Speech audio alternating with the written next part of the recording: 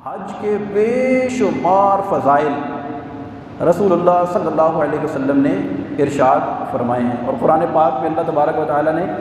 سورہ بقرہ کے دوسرے پارے کی آیت ہے، فرمایا وَأَتِمُّ الْحَجَّ وَالْعُمْرَةَ لِلَّهِ، حج اور عمرہ کو اللہ کے لیے پورا کرو۔ اچھا، حج اور عمرے میں خاص طور پر للہیت، اخلاص، اللہ کی رضا، یہ شامل ہونا بہت ضروری ہے، اور اس میں خاص طور پر تاکید بھی آئی ہے کہ وَأَتِمُّ الْحَجَّ وَالْعُمْرَةَ لِلَّهِ، یہ اللہ کے لیے ہونے چاہیے۔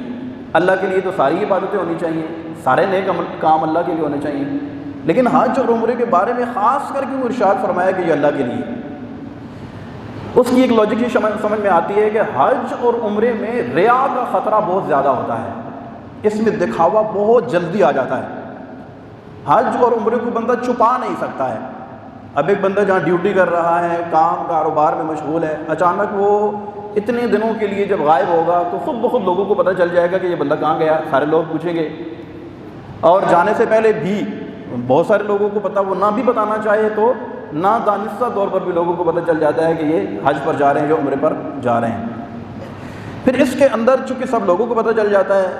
تو آج کل چونکہ سوشل میڈیا کا دور ہے تو ہم فوراً تصاویر لیتے ہیں، وائرل کرتے ہیں، تو اس کے اندر بہت ضروری ہے کہ ہر کام میں ہم اپنے دل کے اوپر غور کرتے رہیں کہ خدا نخواستہ ہماری نیت میں کوئی فساد نہ پیدا ہونے پائے۔ اب میں اس کی آپ کو مثال دیتا ہوں۔ آپ نے سوشل میڈیا پہ یہ تصاویر کم دیکھی ہوگی کہ کوئی بندہ نماز پڑھ رہا ہے اور اس نے اپنی تصویر وائرل کی ہوئی ہے، اب بار بار وہ نماز پڑھ رہا ہے تو اس کے پیج پر تصویر آ رہی ہے کہ یہ نماز پڑھ رہا ہے تو اس کی تصویر وائرل ہو رہی ہے۔ لیکن جب بھی کوئی بندہ عمرہ یا حج پہ جائے گا تو وہ اپنی تصاویر ضرور وائرل کرے گا، حالانکہ نماز بھی تو ایک فرض ہے اور کتنا ثواب کا کام ہے، لیکن اس چیز کو اتنا وائرل نہیں کرتے لوگ۔ حج اور عمرے والی بات کو بہت زیادہ سپریڈ کیا جاتا ہے، تو اس وجہ سے خاص طور پر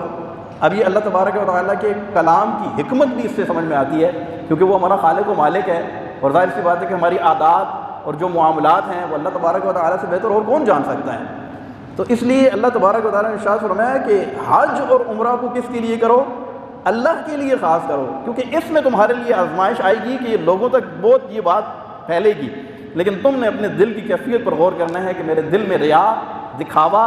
خود پسندی، عجب، حب جا اور حب مدح نہ پیدا ہونے پائے۔ لوگ مجھے اچھا کہیں، لوگ میری تعریف کریں، لوگ کہیں وہ حاجی صاحب، تو لوگ کہتے ہیں تو کہتے رہیں، لیکن ہماری نیت کیا ہونی چاہیے؟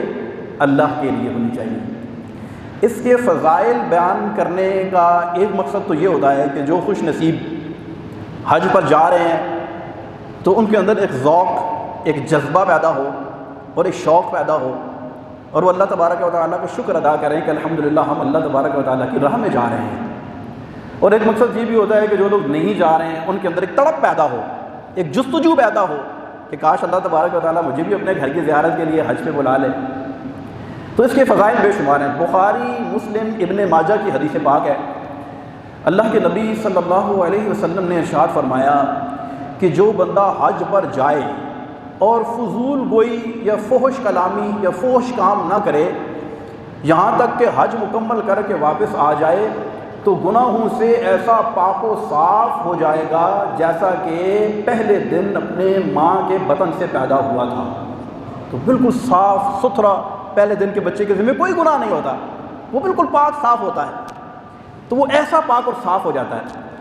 بلکہ ایک روایت کے لفظ ہیں کہ جو بندہ عرفات، مزدلفہ یعنی حج کے مناسک ادا کرنے کے بعد اس بات میں شک بھی کرے کہ پتہ نہیں میری بخشش ہوئی ہے یا نہیں ہوئی، اس بات میں شک بھی کرے کہ پتہ نہیں میری بخشش ہوئی ہے یا نہیں ہوئی، تو فرمایا ایسا شخص ظالم ہے۔ یعنی آپ اندازہ کریں، اللہ کی رحمت کے قربان جائیں کہ حج کرنے کے بعد یہ یقین کرنا بھی ضروری ہے کہ میرے رب نے جب بلایا ہے تو بخش بھی دیا ہوگا۔